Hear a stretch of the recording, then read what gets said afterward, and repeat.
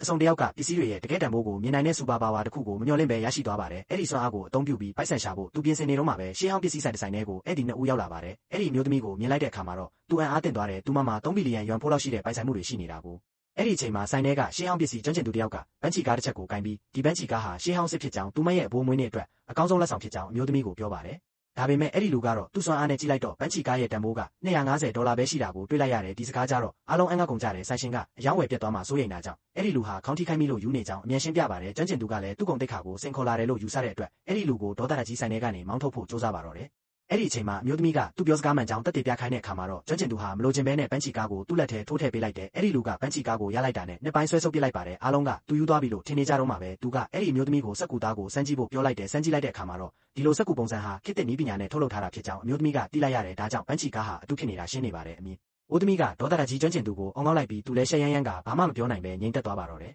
ကျွမ်းကျင်သူကသူ့ကုန်တိတ်ခါကိုပြန်ကယ်ဖို့အတွက်သူ့ကိုစင်ခေါ်လိုက်ပါတယ်နှစ်ယောက်ထဲကဆိုင်ထဲကရှေးဟောင်းပစ္စည်းတစ်ခုစီကိုရွေးချယ်ပြီးတန်ဖိုးပုံများတဲ့သူကအနိုင်ရမှာဖြစ်ပါတယ်ရှုံးတဲ့သူကတော့ရှေးဟောင်းပစ္စည်းလုပ်ငန်းကနေအပြီးအပိုင်ထွက်သွားရမှာပါအဲ့ဒီလူကယုံကြည်မှုအပြည့်နဲ့ဒီစင်ခေါ်မှုကိုလက်ခံလိုက်ပါတယ်သူကဆိုင်ထဲမှာရှောက်ကြည့်ရင်တေချာရှာဖွေနေခဲ့တယ်အဲ့ဒီအချိန်မှာတန်ဖိုးလုံကြီးမားတဲ့ဗုဒ္ဓရုပ်ဘွားတော်တစ်ခုကိုတွေ့လိုက်ရတယ်သူကမတွေဝေရဲ့အဲ့ဒါကိုရွေးချယ်လိုက်တယ်သူရုပ်တုကိုအားလုံးကိုပြလိုက်တဲ့အခါမှာတော့ကျွမ်းကျင်သူကဒါကအတုအယောင်သာဖြစ်တယ်လို့ချက်ချင်းလောင်ပြောင်လိုက်တဲ့ဆိုင်ရှင်ကလည်းသူ့ကိုမယုံကြည်ဘူးဖြစ်နေတယ်အဲ့ဒီအခါမှာအဲ့ဒီလူကရုပ်တုပေါ်ကရွှန်စည်းလွှာကိုရုတ်တရက်ဖဲချလိုက်တဲ့အခါမှာတော့အတွင်းကကြောက်စိမ့်နဲ့ထုလုပ်ထားတဲ့ဗုဒ္ဓရုပ်ဘွားတော်ပေါ်လာပါတော့တယ်ဈေးကွက်တန်ဖိုးအရဒီလိုကြောက်စိမ့်ရှေးဟောင်းပစ္စည်းရဲ့တန်ဖိုးဟာအနည်းဆုံး$20ရှိပါတယ်ကျွမ်းကျင်သူကတော့အကြီးအကျယ်ထိတ်လန့်သွားပြီးဘာမှပြောစရာအကြောင်းပြချက်မရှိတော့ပါဘူး